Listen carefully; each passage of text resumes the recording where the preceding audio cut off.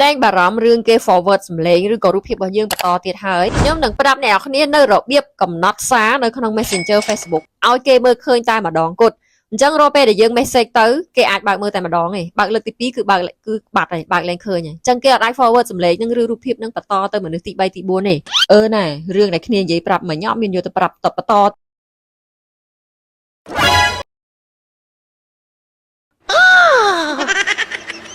និយាយទៅទុកចិត្តតពុកម៉ាក់នឹងមួយទេបានហ៊ាននិយាយរឿងសម្ងាត់ប្រាប់ហ្នឹងណាគ្នាប្រាប់តពុកម៉ាក់ឯងមួយឯងលឺហ៎អត់មានឲ្យដឹងខ្ចោះខ្ចាយទៅណាឯណាលឺអត់មកប្រាប់ណាគេចុះយើងគ្រាន់តែចុច forward សម្លេងនឹងបន្តទៀតទៅយើងមានបាននិយាយបន្តទៀតណាឆ្លាតមែន forward បន្តទៀតសិនសម្រាប់អ្នកដែលគាត់ចង់រក្សាការសម្ងាត់នៅក្នុង message អញ្ចឹងការពារកុំឲ្យមានអ្នក forward រូបភាពរបស់យើងឬសម្លេងរបស់យើងបន្តទៅទៀត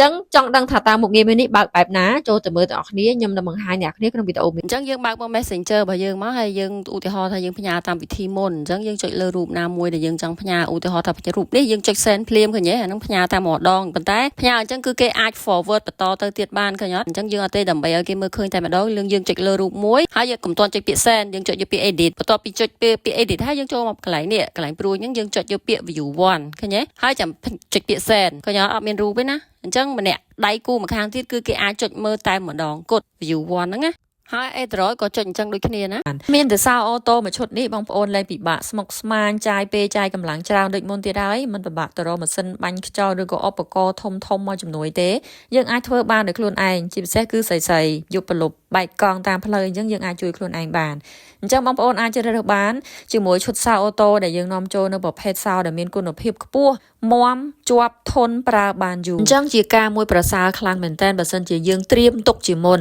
ការពារប្រសើរជាព្យាបាលអញ្ចឹងនៅពេលដែលយើងធ្វើដំណើរតាមផ្លូវមិនថាចិត្តឆ្ងាយចុះភ្នំឡើងភ្នំយប់ប្រលប់អីក៏ដោយអ្នកនរគ្នា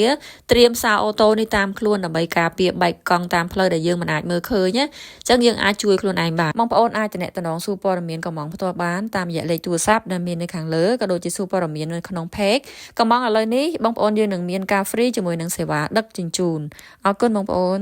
សង្ឃឹមថាអ្នកនរគ្នាពេញចិត្តក៏ដូចជាទទួលបានចំណេះដឹងថ្មីអញ្ចឹងវាក៏ជាសារៈសំខាន់មួយដែរនៅក្នុងយុគសម័យយើងសម័យទំនើបឥឡូវនេះការរក្សាការសម្ងាត់គឺចង់និយាយថាមានសារៈសំខាន់ណាស់ព្រោះយើងអត់ចង់ឲ្យបែកធ្លាយនៅរូបភាពឬក៏សម្លេងណាមួយរបស់យើងចេញទៅដោយថាគេ forward បន្តទៀតអញ្ចឹងអ្នកគ្នាអាចបើកមុខងារមួយនេះទៅគឺយើងឲ្យគេឃើញតែម្ដងឯងអញ្ចឹងវាជាការមួយសម្ងាត់ហើយក៏ជាសារៈសំខាន់មួយសម្រាប់យើងដែរព្រោះយើងអត់ដឹងថាអ្នកបន្តហ្នឹងគេលឺទៅមិនអីអញ្ចឹងយើងចង់ឲ្យមនុស្សតែម្នាក់ហ្នឹងឃើញតែម្ដងបានហើយអូខេអរគុណសង្ឃឹមថាអ្នកគ្នាចែករំលែកនៅចំណេះដឹងនេះបន្តទៀតអរគុណយើងនឹងជួបគ្នានៅវីដេអូថ្មីបន្តទៀត